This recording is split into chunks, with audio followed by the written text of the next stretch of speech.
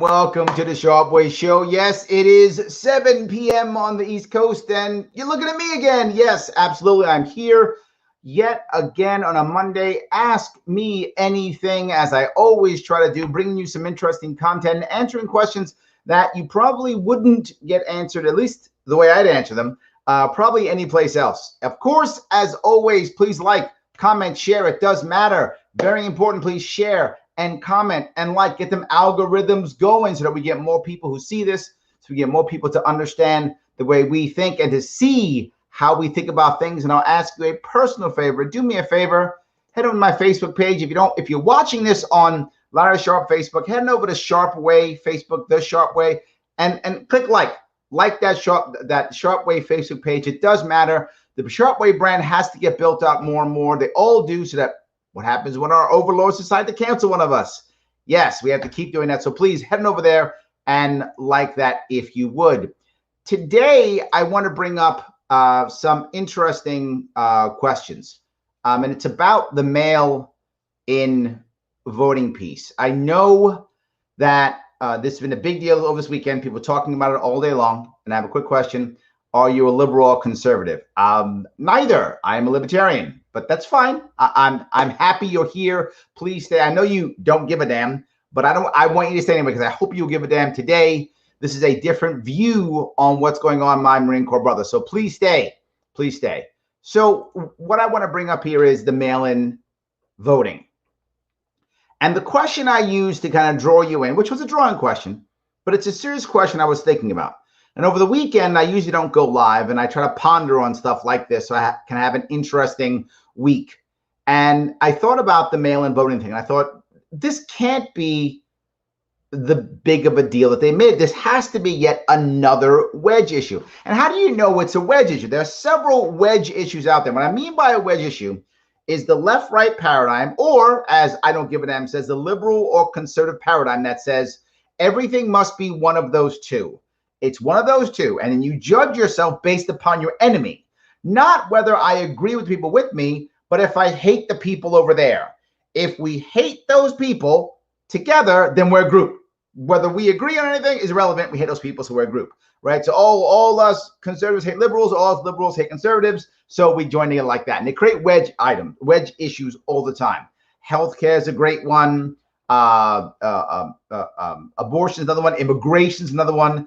These are all issues that we deal with that we never actually solve. And those are the three keys to know if it's a wedge issue. Number one, do they swap words out? Like, for example, in healthcare, do they say healthcare and or healthcare insurance, and they mix them together to make it murky? Critical piece. They do that here. In the mail-in voting, they mix absentee voting with mail-in voting, and they interchange them. So it becomes murky. So you don't know. Are they talking about absentee voting? Is it about mail-in voting? What are they talking about? And absentee voting does go through the mail. So again, it's kind of correct. Healthcare requires healthcare insurance most of the time. So it's kind of correct, but it's not really accurate. That's number one. Number two, both are kind of correct. And I'll cover that in a second. And then last, no one has a real answer. They simply want to be mad at the other one and say, my way must be correct. There's no other possible way. And they won't entertain any other answers. And let me give you the mail-in piece. Is mail-in voting itself a problem? In itself, absentee voting, it's hardly a problem. There are some issues in just that concept. So the Democrats are partially correct, but they're wrong in this one aspect. We're not talking people just asking for a ballot, which is what absentee ballot voting is, right? I ask for a ballot. You then give me the ballot. I then mail it. I ask you to mail me a ballot, and you mail me a ballot. So there is a little bit different. It's different. There's a difference. They're very similar. So the Democrats are kind of correct. But at the same time, the Republicans are correct also. Mailing literally millions of votes, millions of ballots is way different than just, oh, Bob Jones, you're going to be in Florida for the month, so you want me to give you one. So there is a difference, but they overlap them. So Democrats are kind of right, and Republicans are kind of right. So what do? We keep it murky. Democrats go, it must be mail-in or the world will end. Republicans go, it cannot be mail-in or the world will end. And here's the crazy thing. Are you telling me we can't find an alternative or an answer for both? Of course we could. Of course we could. But we're not gonna. Of course we could. We're not gonna. This is a beautiful wedge issue. Democrats can say how Trump is trying to steal the election. Republicans can say how Democrats are trying to steal the election. Win-win. Both of them win by attacking the other. You might say, well, Larry, it's so hard to do this. It's so terrible. It's hard to do this. It is hard. Hard doesn't mean impossible. Hard means hard. It's a difference. This is a challenging issue that could absolutely be dealt with. But we won't.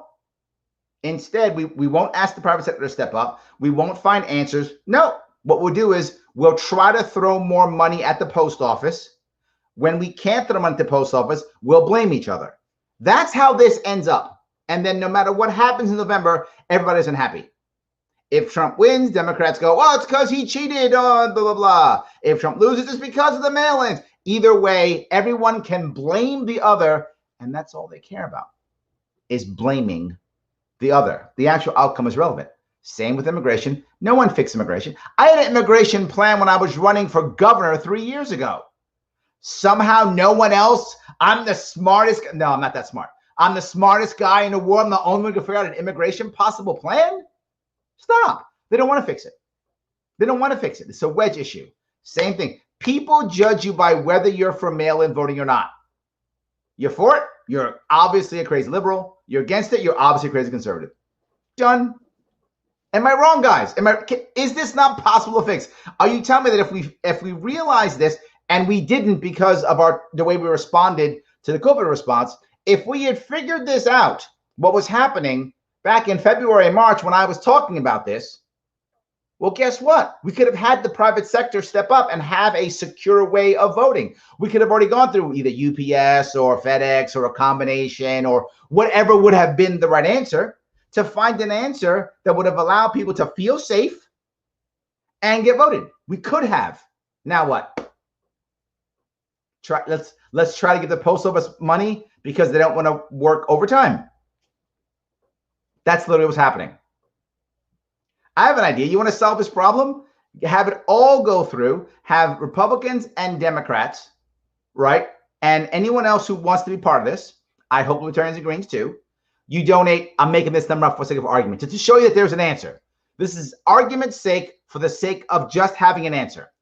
All four candidates, Green, Libertarian, Democrat, Republican. There's two others also, American Solidarity Party and Constitution Party. They donate 1%. I made the number up. 1% of all the money they've drawn in, and that goes to pay UPS or FedEx or whatever to do this fairly and safely. And you have someone like KPMG. Again, I made this up. Oversee the entire thing. We run lotteries where we're giving millions of dollars out, and we have an organization, an accounting firm that's responsible to the government, can be sued like a KPMG or an accounting firm like that, oversees it. Pay them a fee, they oversee it to make sure nothing goes wrong. And this can be done. Now, can it be done? I don't know. Could we have done it if we thought of this 3 months ago? Yes. Without question, yes. We could have made it so that all of this, so everyone could have been happy. Republicans, you're scared about the voting? No worries. Put your people in it too. Democrats, put your people here too.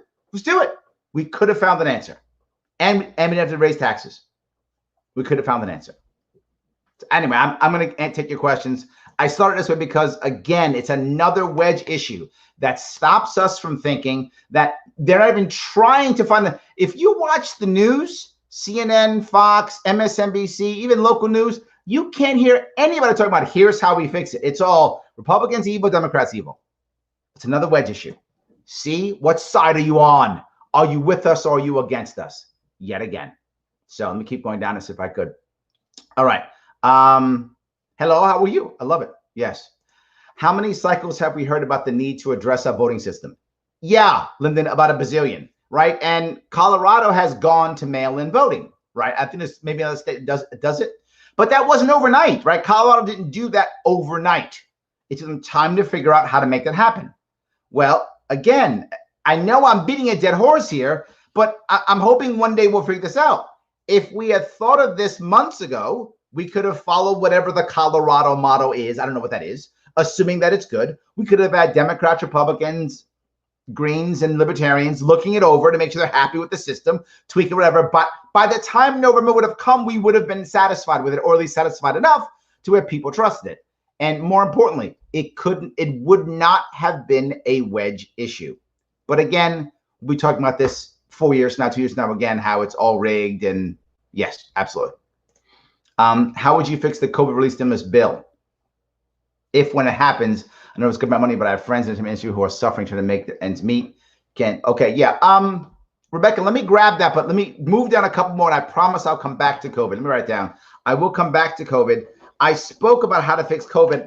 For those of you who care, I actually did 10 separate videos 6 months ago on how to fix COVID, on how to deal with and respond to COVID. Those of you who care, you can go to the Sharpe Way YouTube page. It's a separate section. It's 10, and then they're listed, numbered in order 1 through 10, and they're listed exactly how we should have dealt with COVID, the issues and concerns on it. So I've covered this months ago. We should have fixed it. I will get back to it for you. Let me stay on this for a few minutes, and I'll come back. Mail-in voting is another way for Democrats to cheat. Exactly. This is what I hear, right? Each side thinks the other's cheating. Democrats think Republicans are cheating. That's why you're cheating. Everyone thinks everyone's cheating. It is the perfect wedge issue that could be fixed. That could be fixed. Are you telling me, I don't give a damn, are you telling me there was no possible way that you couldn't have conservatives sit with, again, FedEx, UPS, whatever the company might be, to find a way, if this is months ago, to make it fair and to feel comfortable? Of course that could have happened. They didn't want it to happen. They didn't want it to happen. But of course they could have made it happen. Of course. Do you really have the right to complain if you have conveniently fed from the two-party through and now complain about mail-in voting? Do you really have a right to complain if you have conveniently fed from the two-party tro? Oh, I gotcha. And now complain about mail-in voting.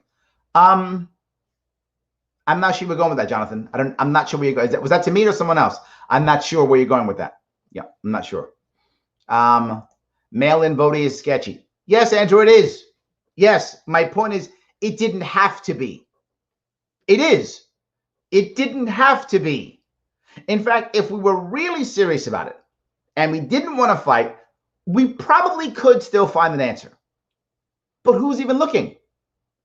We're just like, Trump's got to give the money to the post office. And that's it. That's our answer. Because this way, if Trump doesn't do it, clearly he's a crook.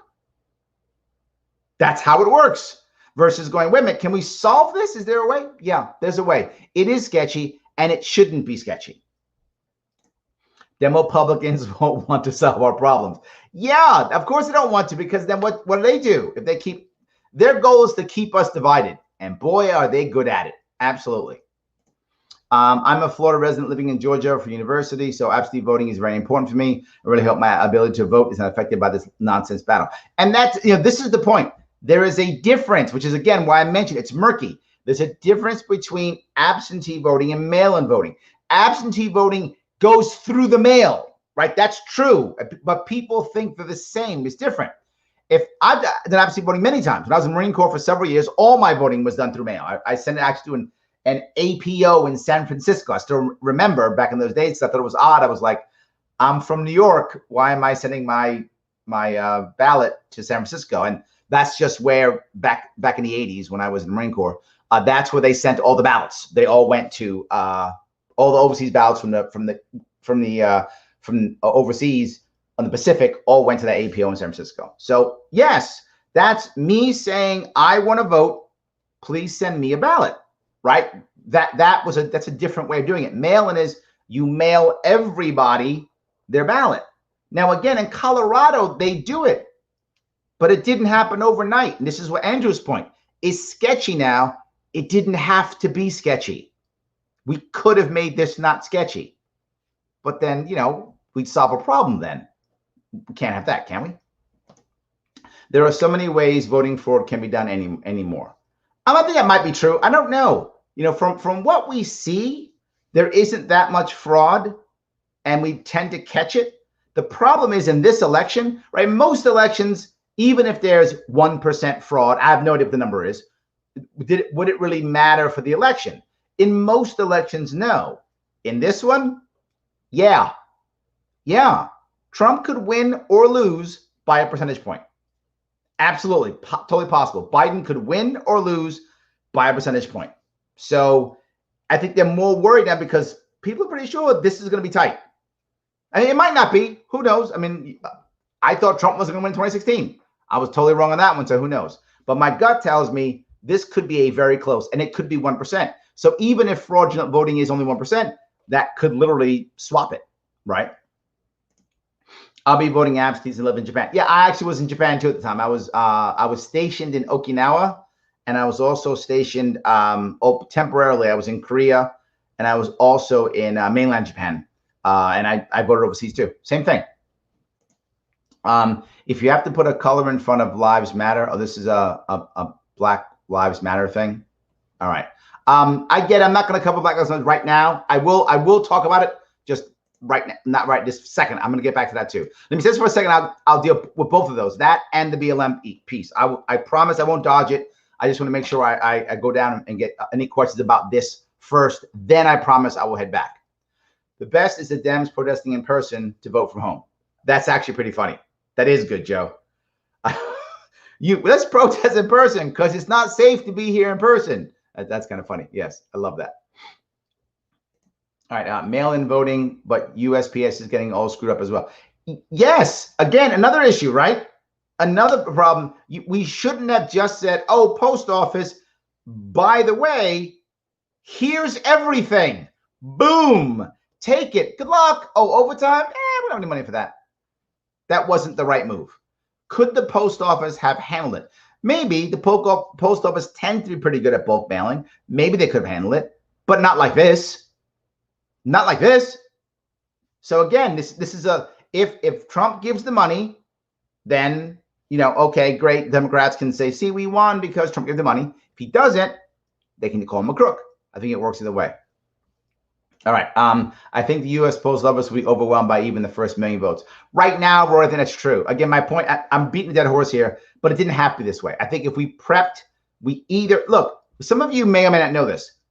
The post office, FedEx, Amazon Prime, UPS, they often work together, even not even knowing it. When I think still the biggest, it might not be now, but it was at least the biggest customer of the post office was FedEx. They were the biggest customer of the post office. I'm not sure that's still true because Amazon Prime might be doing it now. If you see the postal carrier working on a Sunday, he's not delivering mail. He's delivering Amazon Prime, right? He's delivering someone else's packages. So they could have worked this out. They're doing it already without us. They were doing it before we even asked them. They have skill sets that work and people who can do the job. Of course they can, but we made sure they couldn't. Man, and here I thought I was just ignorant for thinking both sides were wrong about this. Well, both are kind of wrong, but they're both kind of right too. That's the part. They are kind of right. Both sides are kind of right. The problem is no one wants to fix it. They want to stay that way. Love this. Why can't we grow up and give, go up and give merge? If you explain this. Thank you, Rhonda. Yes, this can absolutely be fixed. Of course it can. Yes. Scare the piss out of each other. Let the good times roll. That's been the last at least, 40 years more? Heavily since 9/11, but surely at least 30 years at least. Absolutely. So standing on the wedge issue motivates their bases. Yes, it does, John. You are right. The more you yell about a wedge issue, it's us or them. It's a dog whistle for your side. And the reason they both love it is it's not an issue for just one of them. It's an issue for both. They just go on the opposite side. It's brilliant. It's totally brilliant. The problem with mail-in voting is addresses of registered voters might not be listed correctly. Yep. when I was collecting petition signatures, some of the addresses of the registered voters are incorrect. I agree, Dave. It's not perfect. And now I'm going to mail out millions of them without prepping, right? I'm going to mail millions without prepping. I get why people are afraid of this. I do, right? I get why there's though, when you make it murky and you say, well, it's like absentee balloting, but absentee voting, which it is similar. That's true. It's similar. Absentee voting is relatively safe. There's very few times we find someone who's fraudulent for absentee voting. It's very, very rare. It does happen once in a while. They usually get caught, which is great, but it's very rare. But there isn't that much. It's not 25 million, 30 million, 50 million them being mailed out and back. It's a specific amount of people who specifically asked for it. So yes, there is definitely a worry. I get it completely. Yes, there should always be more than one way to vote. I agree, Nicole. I agree. And again, we can do it. It's possible. Absolutely. It's totally possible. We just haven't. Yes. You are by far smarter than most of the people in government. Thank you, my friend. I appreciate that. Yes. Just go to the voting booth. Not hard at all. Not hard, Matthew, but for a lot of people now, scary. Really scary, particularly if you have a pre-existing condition and you're over 75, particularly if you're in that boat. That's scary, man, right? If you're a youngster, odds are you'll be okay. Odds are. I mean, who knows? I don't know who you are personally. But if you're 75 years old and you're on chemotherapy or you got diabetes, COVID will kill you. I mean, that's where it hurts. So it can be tough, right? If you're in that world, and who knows how bad COVID will be when that time comes. Who knows? So it isn't as easy as you would think. But I get what you're saying. For the individual, yeah.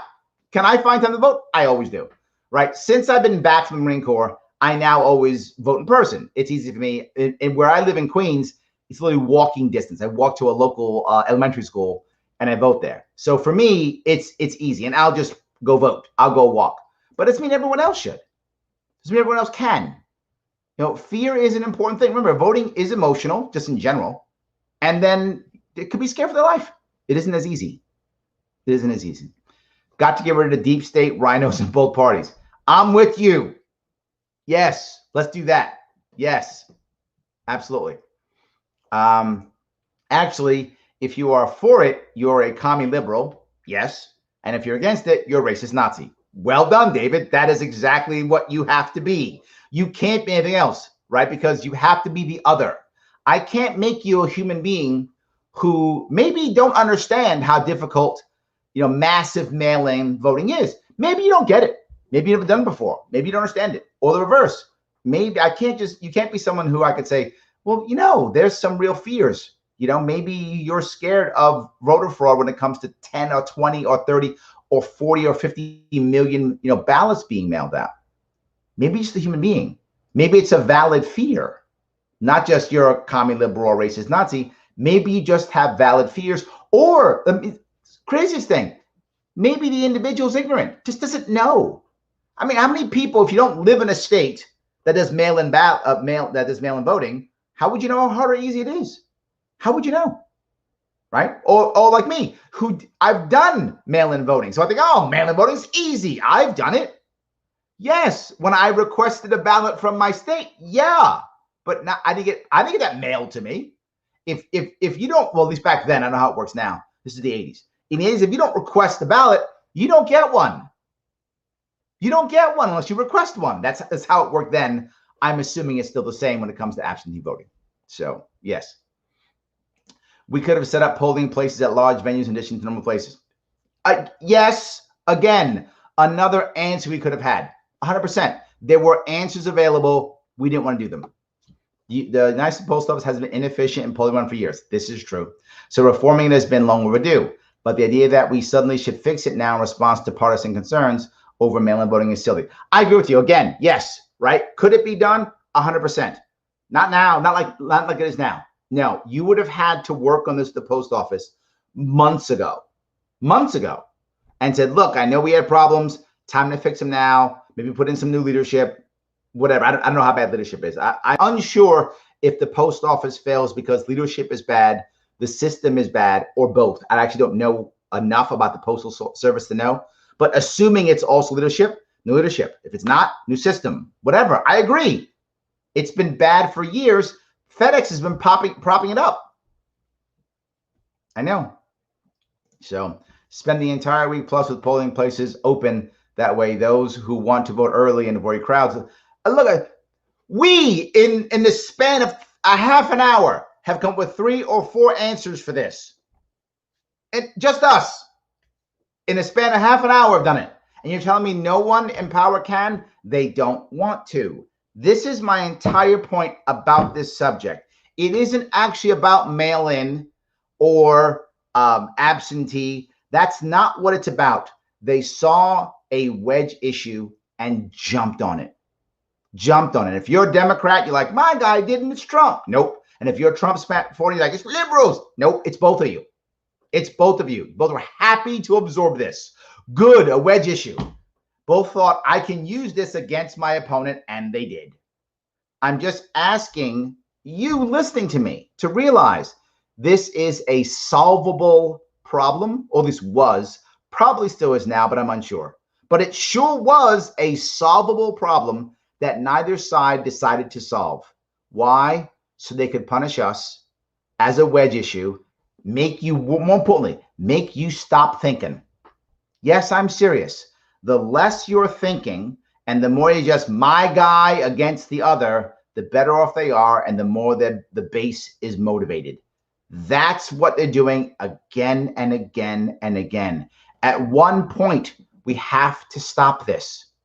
At one point, we have to stop this. I don't know when that is, but I hope it will. I hope it is. Why aren't we as third parties working as a unified coalition for the last 4 years and beyond?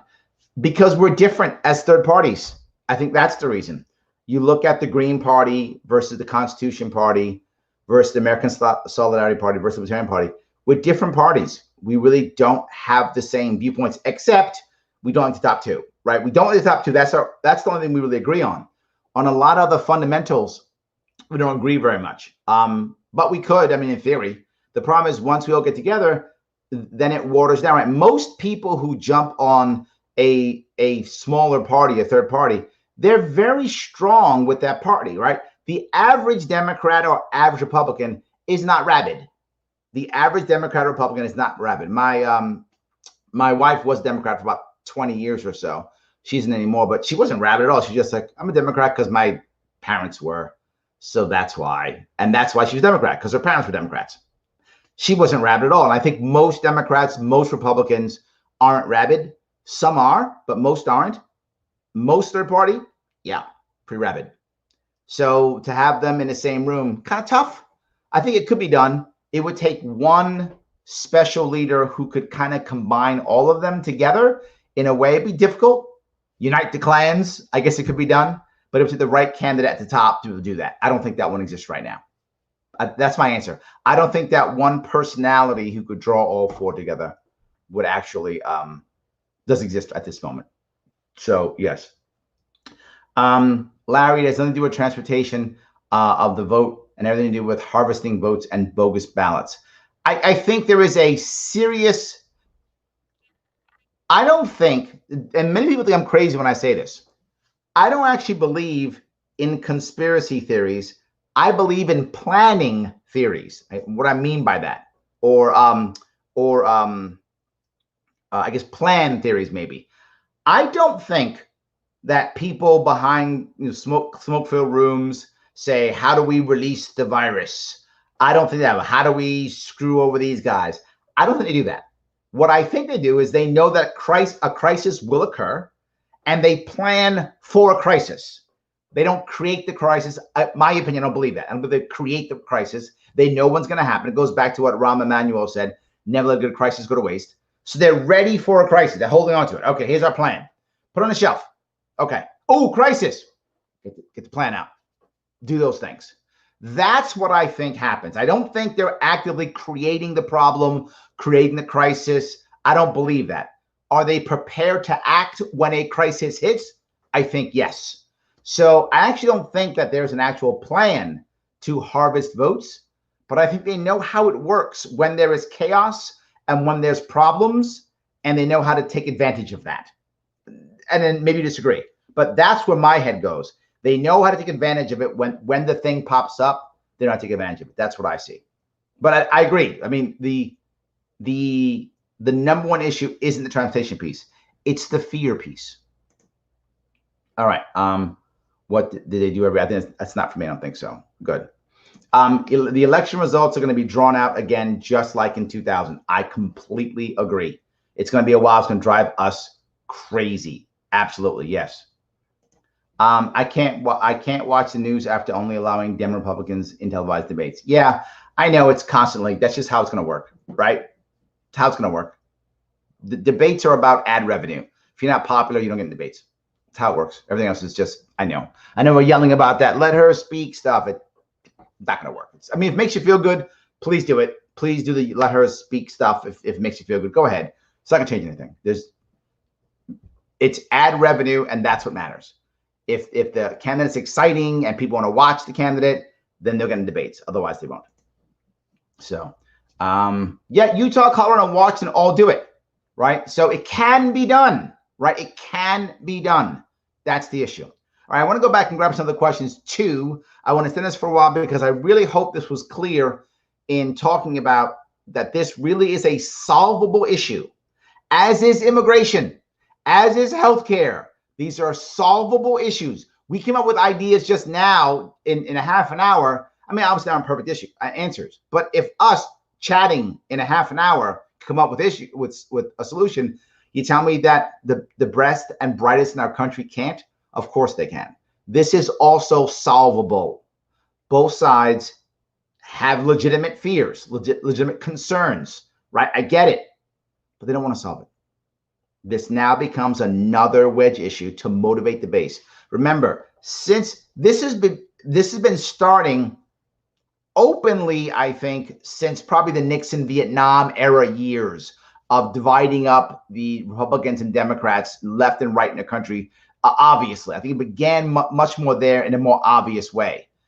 But it happened through all the presidents, right? All the way through. We were all doing it. But the presidents weren't saying it openly. The presidents were all talking about uniting and we're all together and there's not two Americas, there's one. I'm a uniter, not a divider. That was a common thread until second term Obama. Obama's second term, he was like, nope, my people and your people. That's how he started. And then Trump said, oh, let me show you how this works. And doubled down on that and was like, only my people and your people are evil. So, I mean, that's when it became obvious. Again, it was happening before. I'm not blaming Obama for it. I'm saying he's the first time but his second term, his first term, he was still talking the talk of, oh, it's the only one America. He was still doing the rhetoric. He didn't believe it, but he was doing the rhetoric. Second term, he didn't even bother in rhetoric anymore. It's like, I'm done. No more. And Trump never did the rhetoric. He was always like, it's me and my guys and not yours. He took what Obama did and doubled it, tripled it. Absolutely. But I think Newt Gingrich was heavy in Congress in the 90s, making it separate, right? Clearly separate. So it becomes a wedge issue, and people like the wedge issue. Now it's all about get my people out. If more of my base gets out, I win. I don't care about the rest of them. Just does my base get out? That's all I care about. All right. So let me grab the COVID question. I said I will grab it. How do you deal with the COVID stimulus package? The stimulus package is a disaster because it is a gift, no matter what it is. I don't want a gift that goes out to people and goes out to cronies and picks winners and losers. If you're going to have a stimulus package, and obviously I'm a libertarian, I would prefer not to have one, but I discussed this again many months ago. I called it my 3-half plan. This is the style of plan you want. It's different now because of my plan was for when it started 6 months ago. The concept is instead of deciding, Matthew and Brian each get $1,000, but Jen gets 1,500, but Susan gets 3,000, but Bob gets 50. Instead of that, or well, how big is your business, or we should give X to this group or that group. That's all cronyism and all bad, and most of the money goes to friends, and that's grossly corrupt. Instead, all you do is you freeze rents And I'm sorry, you don't freeze rent. Sorry, scratch that. You don't, you freeze, sorry, not rents. You freeze all credit payments. Federal government says if you work in the United States, if you're anything about financial institution in the United States, you may not, and I'm going to make this number up for the sake of argument, only the numbers for argument. You may not demand payment on any credit whatsoever for 3 months. I said 6 back then. Maybe it is still 6. Again, I don't know the actual numbers yet. So for the sake of argument, 3 months. 3 months, you may not demand any payment. Insurance, mortgage, credit card. You may not demand any payments, period. Now, with that in mind, every employer, if they want to, they can pay half salary. Half salary. No matter what. Even if you're minimum wage, unionized worker, no matter what, you may pay half salary. Larry, how am I going to pay? How am I going to survive on half salary? Okay, not just that.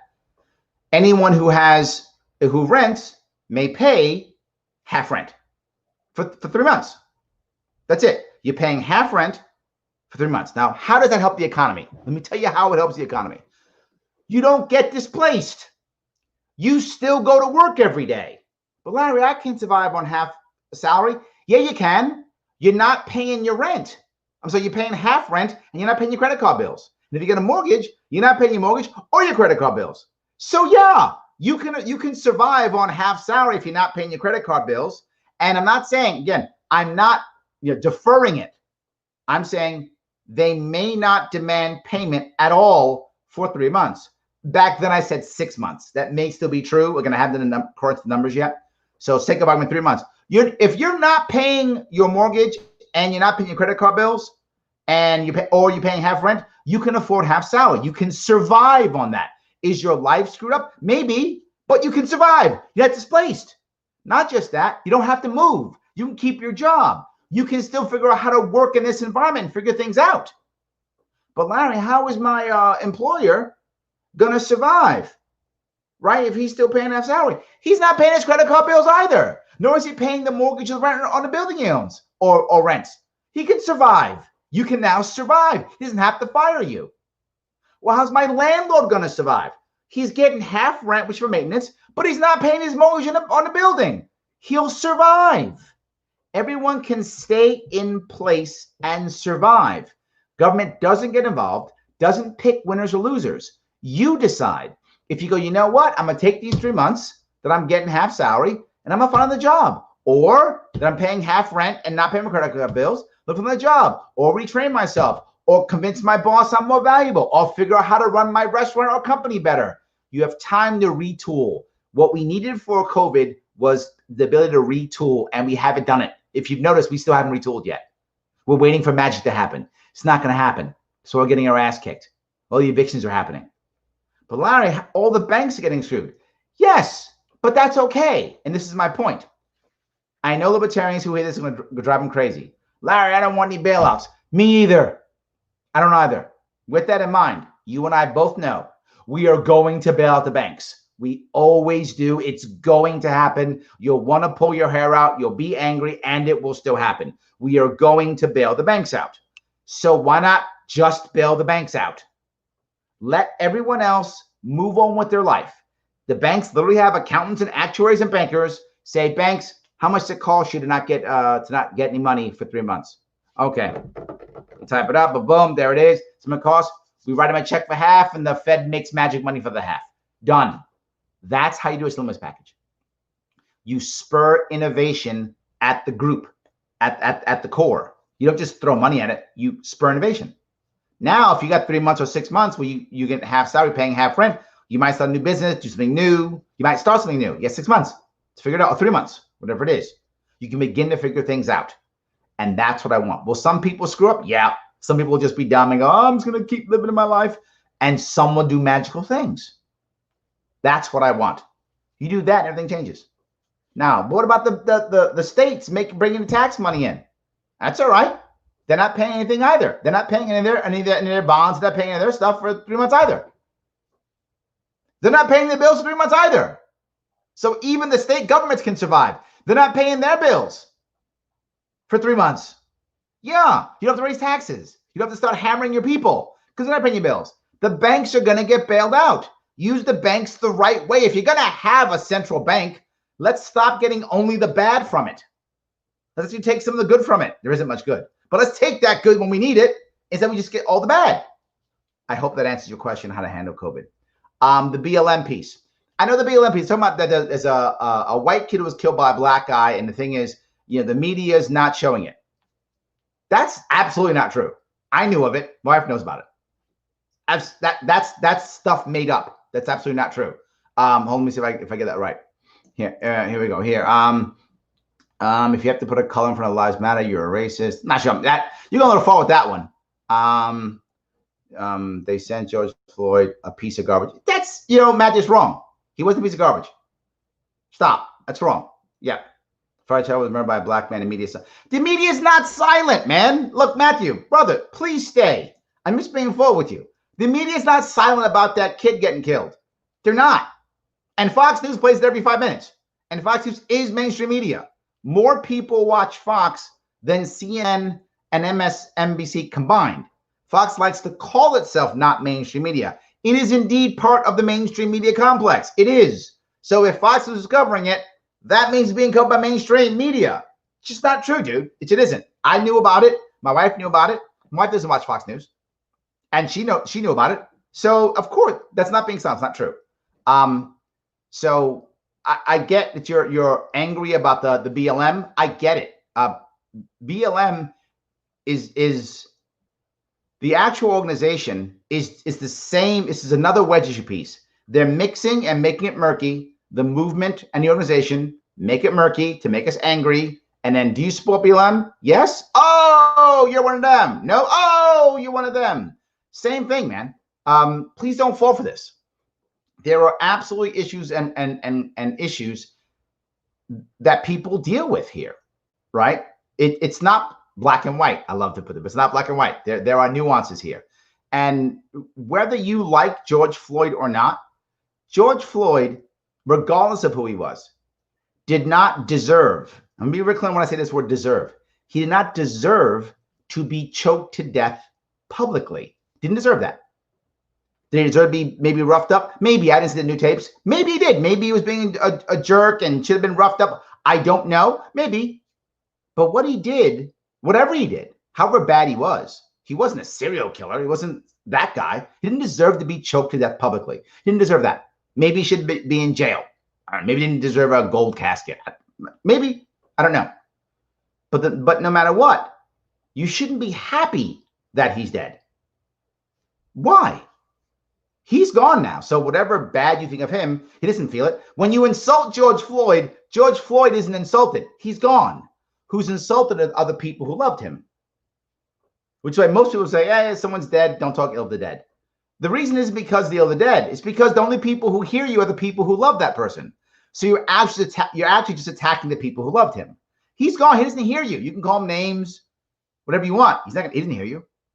But the people who loved him, they do. And they didn't deserve to have their loved one choked to death in public, even if he wasn't the best citizen. I don't think they're two similar things. And the idea that no one's paying attention is just not true. I heard about it. My wife did too. It's not true. All right. Let's see if I can keep going. I grabbed those two. So thank you. I want to make sure I got all of them. I didn't want to lose any of them. All right. Pick a side, JPC. Yes. Yeah, I know, but Sears is out of business. I'm not sure he was right. Yes, absolutely. Reality television has a phone and phone app voting. Yeah, look, I mean, obviously you can vote more than once in reality television. I'm not sure that's actually where we want to go.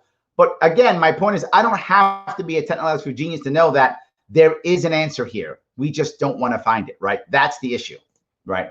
There's an issue on the envelopes. They're using mail-in that has the party outside. I've seen this before.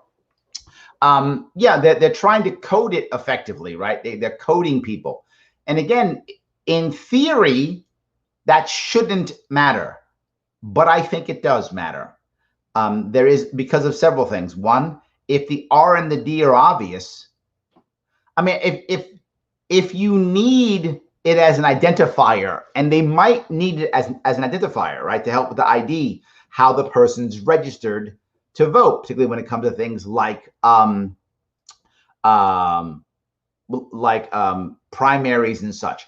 I get the need or the desire to have a party number identifier. I get that, but just don't make it so obvious.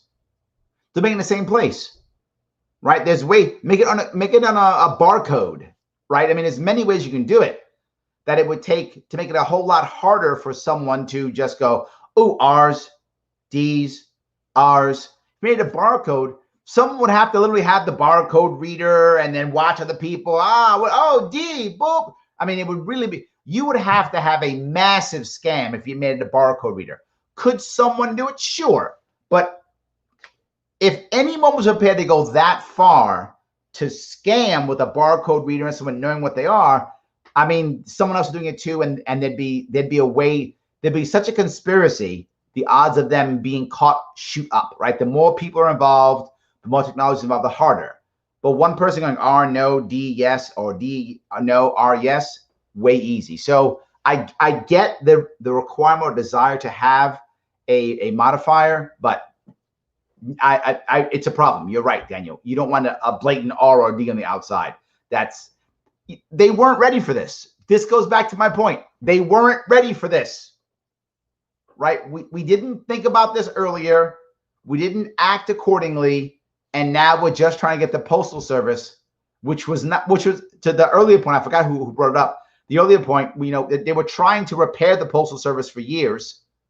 Now, all of us in the middle of trying to repair it, do this. You're asking too much of an old, slow government agency. It is a problem. So Republicans need to suppress votes to win while Democrats need voter fraud to win. Yeah, that's the meme. I love that meme. It's so good. So good. Matthew, I'm surprised you're a Trump supporter. I'm teasing you. I'm happy you're here, brother. Stay here. I'm happy. There are tons of Trump supporters on my page who watch me. Biden supporters too. Howie Hawkins supporters. I think most libertarians, most of Joe Jorgensen supporters. I am too. I'm a Joe Jorgensen supporter. But you're welcome to stay. Please stay. Please stay. And please keep bugging me. Please. Mail-in versus absentee. Yes, Joe, that was my point. It is a major difference, but they mix them together. Absolutely, to confuse us. And it does confuse people. And it makes us angry at each other. They are different. Absolutely. Would you privatize USPS? What of the people who like the low subsidized costs?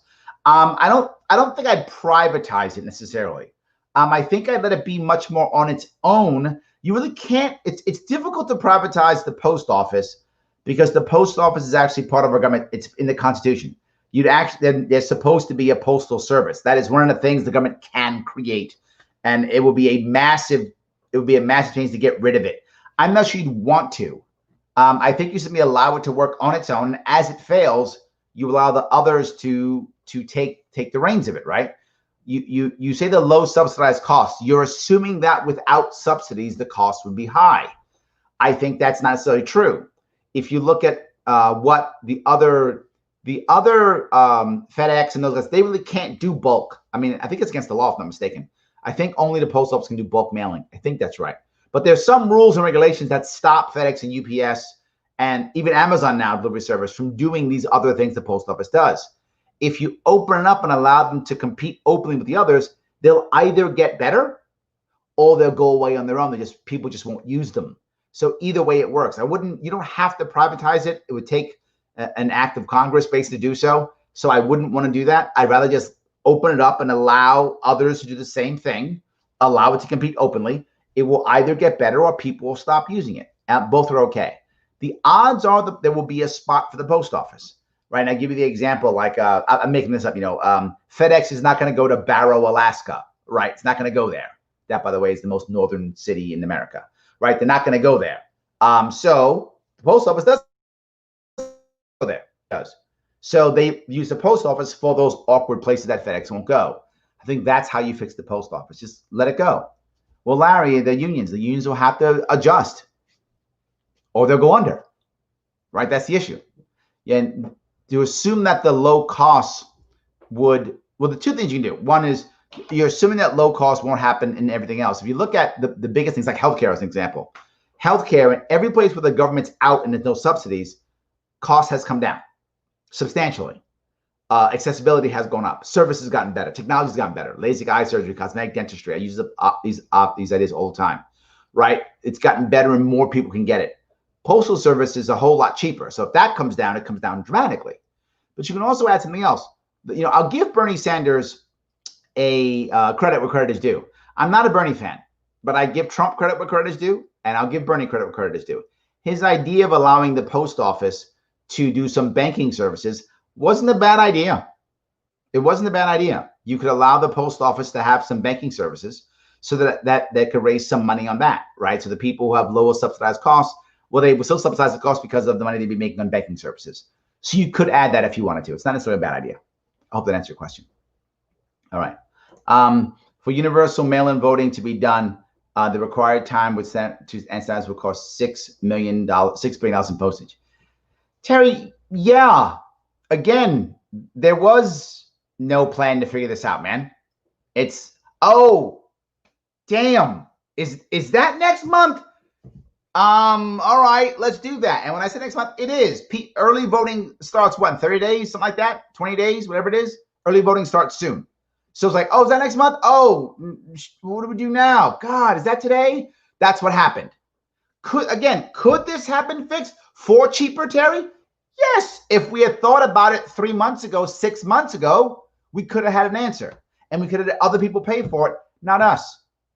But now we're here. The plan is to make us fight. Yep. Again, and Tim, you're right, because the worst part is when November elections, whenever we find out, who won, whether that's a day later or a month later, whenever that is, when that happens, there is going to be fights. And I mean physical fights. There's going to be violence. There'll be sporadic violence. Everyone's going to think the other guy cheated. Whether either or not, who knows? And it won't matter if they did, because they believe they did. Totally. Guys, why am I pushing constantly third party? Why am I constantly pushing libertarian? Why am I constantly pushing the liberty movement? It's the way for us to avoid violence. It just is. It's the way. How is giving more money to the post office supposed to fix mail-in ballot cheating? Yeah, I don't. As I said, you could find a way to where you actually wouldn't just give money to the post office.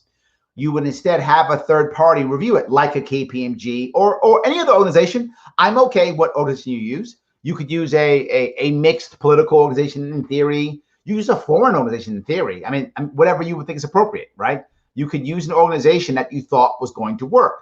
Let the four major parties, or six, whoever's running, six are running, I think, right now. Let their representatives talk. Okay, who do you trust? You trust these guys? Okay, let's have them, right? Maybe it's the League of Women Voters.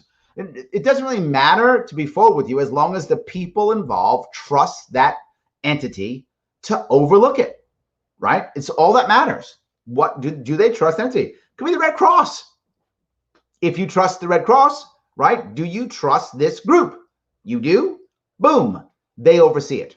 So you get the professionals who know how to do it, like the FedExes and UPSs of the world, and then someone else to oversee it who is somehow legally responsible, like an accounting firm or something like that. That's what they do, right? When it comes to auditing this kind of stuff, that's what they do. This is what KPMG and companies like that, that's their job. They audit stuff to make sure who's cheating, that's what they do. So I think you could find an answer, but, to Terry's point, now it's going to cost billions. Would KPMG still do it? You write them a check for $6 billion, Terry? They'll do it. I guarantee you, you got a check for $6 billion, KPMG will find a way, guaranteed, and take responsibility, because they do. They sign off, take responsibility for it. They'll do it, 100%. Yes. All right. It's simple. Conservatives hate anything which makes voting easy, quick, and accessible.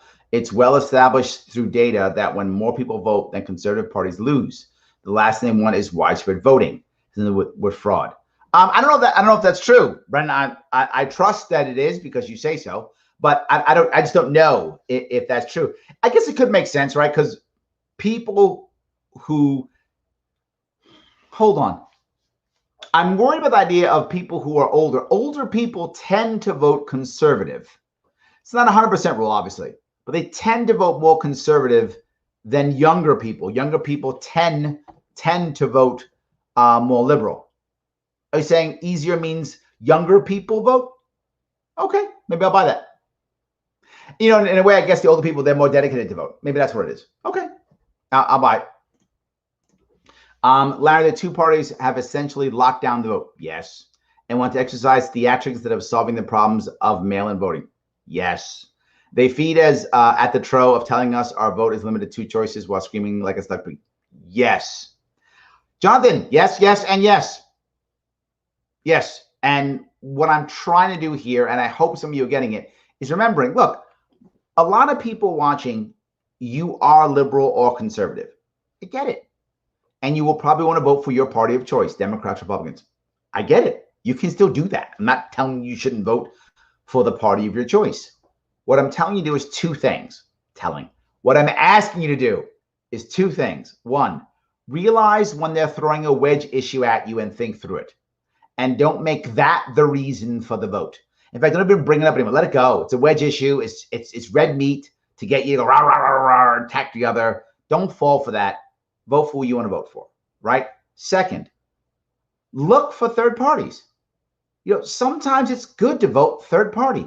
If you always vote Republican or always vote Democrat, you're rewarding bad behavior. Now, use specifically for myself. I have relatives who, and by the way, so those fellows you don't know, I'm biracial. I'm black on my father's side, white on my mother's side. So the name Sharpe comes from my father. So I have relatives who are black, obviously. Many of them are conservative, and they vote Democrat. Yeah, they're conservative. They vote Democrat. Why? And this is just for me only. This counts for lots of people like you out there. But I'm just talking, this is my own, talking my own personal stuff here. The black community votes Democrat about 90 some odd percent. What does that mean? Democrats can ignore the black population because they're always going to get the vote. Republicans can ignore the black population because they're never going to get the vote. So why bother? Republicans do lip service to black populations so that white voters don't think the guy's racist or the gal's racist. But they're going to get black votes. They know that. Democrats just go, yay, let's have some solidarity with black voters every 4 years. So they'll just won't feel bad about just giving us their vote again.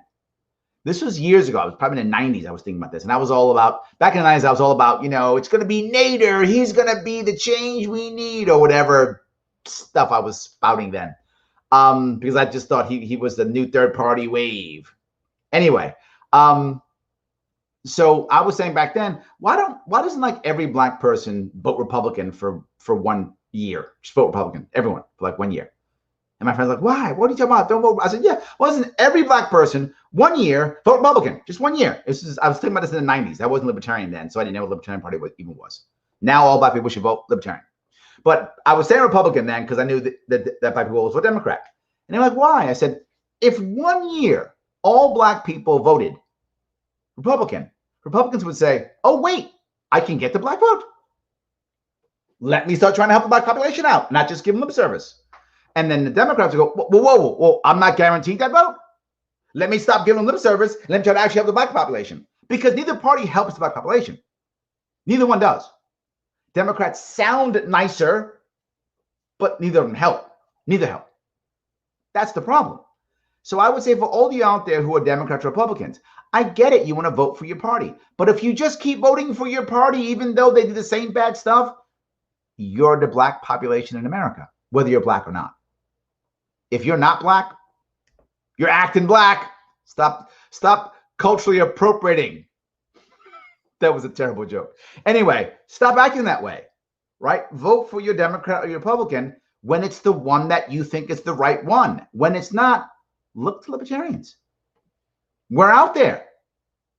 And most Democrats, Republicans vote out of fear.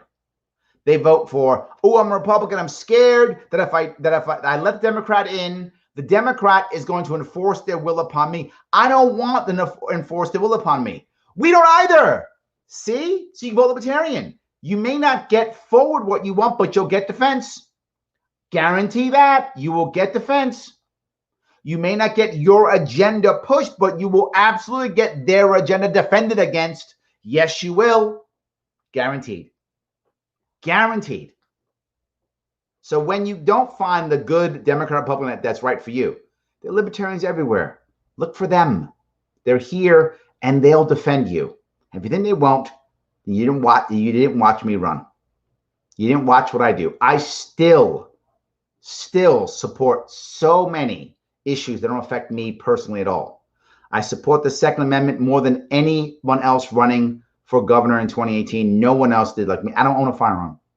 I supported a change of family law. I didn't go through the family law court system. Didn't happen to me. I didn't deal with it. I support vaping. I don't vape.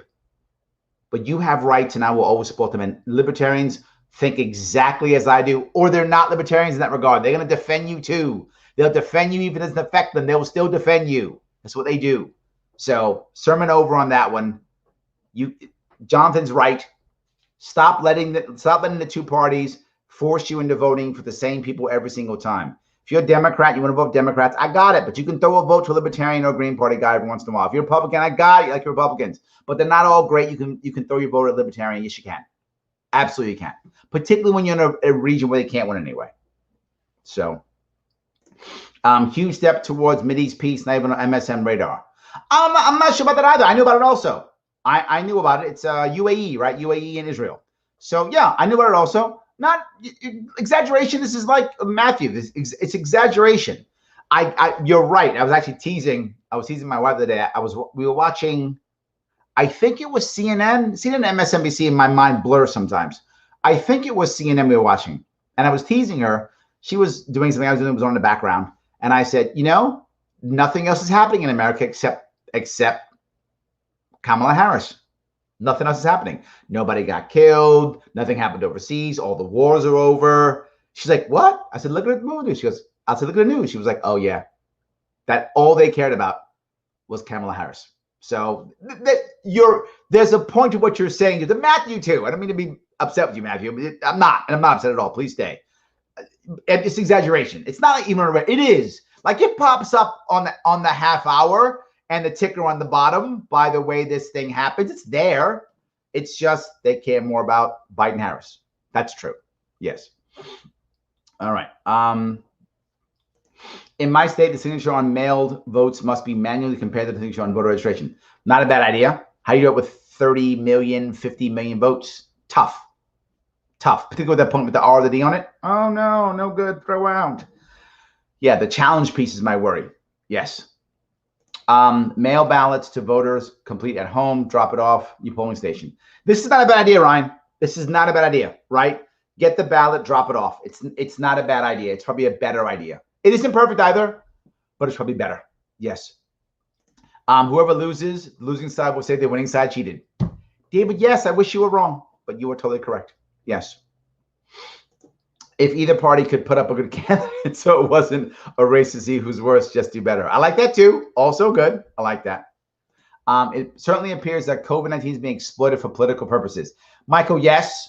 If masks are so effective to the point where they're mandated, then why can't we wear them in a polling place? So much hypocrisy and inconsistency. It's a valid point, right? Is it? I think the issue here, Michael, is the fear, right? And I've been bringing this up for a long time.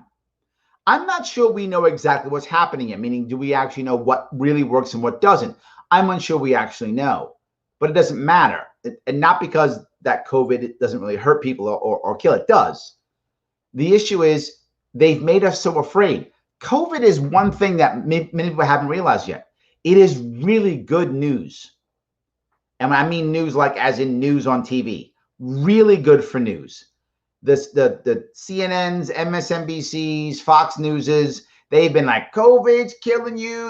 CNN had a body count every day. We had literally a body count.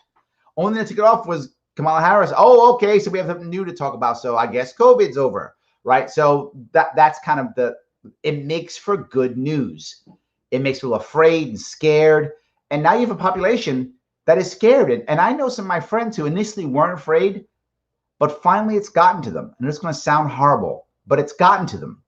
They weren't that afraid. They're like, okay, we'll deal with it. We'll wear the mask or whatever. We'll stay home, whatever. But now they're like, am I going to get it? Am I going to die? I have friends now who the constant wearing down of you're going to die, you're going to die, you're going to die has gotten to them. And these are educated, savvy adults who are now thinking, oh my God, this might get me. And I'm like, oh, it might, but you can't stop living your life. A lot of stuff might get you. Be cautious, learn, and live your life. But they're getting scared. So I think it's a fear factor more than anything. Again, COVID's real. I don't want people think it's a hoax. It's not a hoax, it's real. But there is a level of fear that I think is higher than it actually should be. But it's absolutely real. All right. And it is being exploited. There's no doubt. Have you watched The Swamp on HBO Max? It's a fantastic documentary for corruption in Congress. Jonathan, no, I have to watch it now. Now that you've done it, I kind of have to. Yes. Mail-in seems to be more coercible and have the ability to be lost or accounted for rather than fraud. Yeah, Charles, I think this is a valid point. I actually don't think there'll be much like people grabbing the votes and changing the votes. I think that's really hard. Could someone do it? Of course someone could. But I think it's much more about what you're talking about. Oh, that area is more blue than red or more red than blue. We lost those votes. I think that's a whole lot more easy. Are they right? Just looking at postal codes, right? That the districts are so gerrymandered, you would know that, oh, this is a red district or a blue district. So if you're a Democrat, the red district votes come in, oh, lost those. So I think that's something you could do. Yeah, I do think there's probably an easier way of it happening. I hope it doesn't, obviously, which again, if you have an organization that all the parties trust to oversee it and take responsibility, even that really goes away, right? Again, is there a chance that someone might? Yeah, but if someone's going to go through the time, energy, and effort to coerce local people plus coerce KPMG's leadership, I mean, that's hundreds of millions of dollars and people and man hours. And if they're ready to do that, they're going to take it anyway. I don't think that's, and they're going to get caught because that kind of conspiracy gets caught. So they're going to do it and get caught. And if they're okay with it, I don't think we can stop it. It's just punish them at the end of it. I don't mean to sound negative. I'm not sure that kind of, when you add a serious third-party auditor viewer, the damage now and the chances of getting caught are so high. I don't think it's worth it. It would delegitimize the win of the president who won, right? So if Trump or Biden cheats and uses this to get elected, it would delegitimize their election. In fact, they'd probably would have a constitutional crisis and recall the president and have to redo the vote. So I don't think it's worth it. So, Larry, with all the teachers unions in LA and nationwide refusing to go back to school due to COVID and wanting to defund the police to prevent these teachers unions from bullying and extorting the taxpayer and politicians, wouldn't it make sense then to allow charter schools to take over and instituting a voucher program, which would also allow us to reduce taxes? Avi, I am 100% behind school reform to include, but not limited to, but to include charter schools or whatever else is going to work. What disappoints me most about our system right now, education system right now, is we are not taking advantage of the only good thing when it comes to education about COVID. This is the time to revamp our system. And we're not doing a good job at all. Unions are fighting us. Parents are fighting us too. And the government's incompetent. So this would have been the perfect time, to your point, Avi, to reboot the entire thing.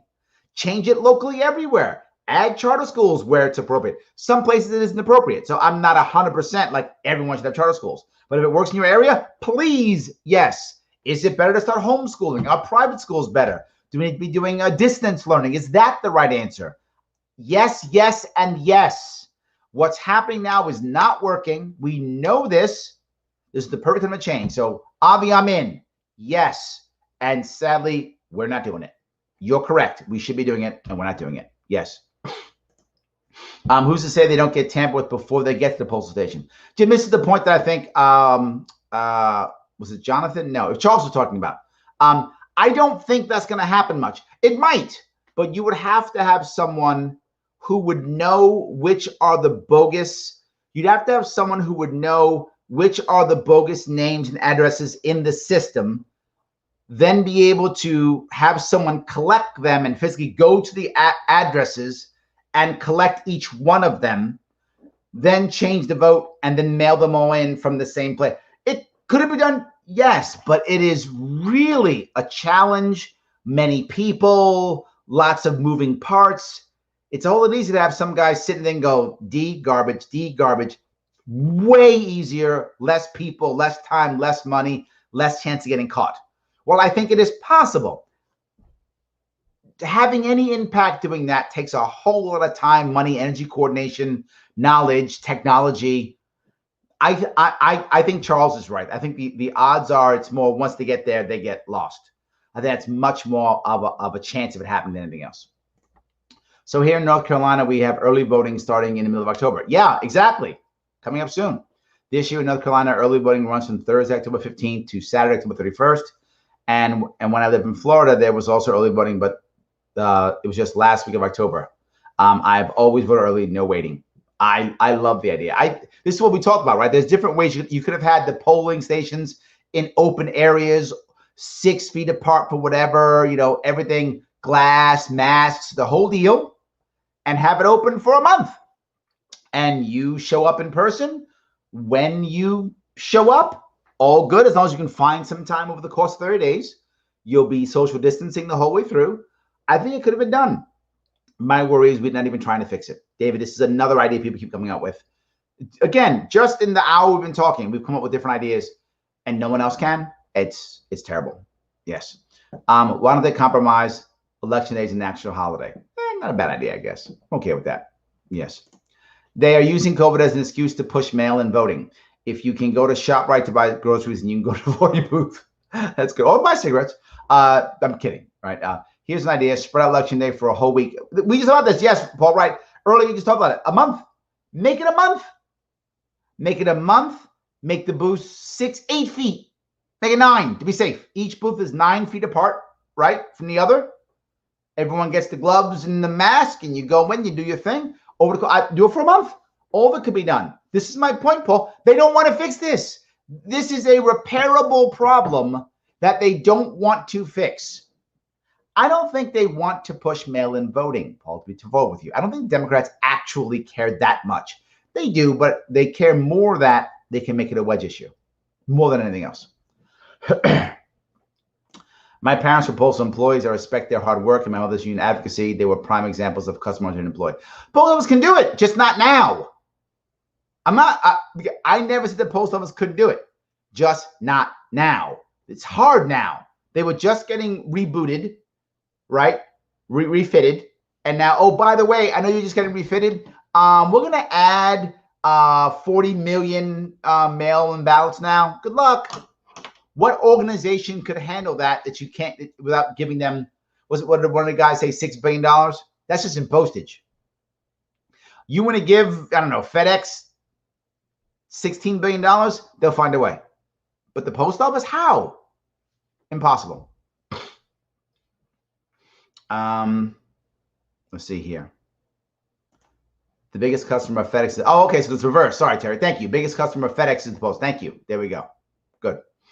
All right. So I keep going. Please, if I was going to die, it would have happened when either.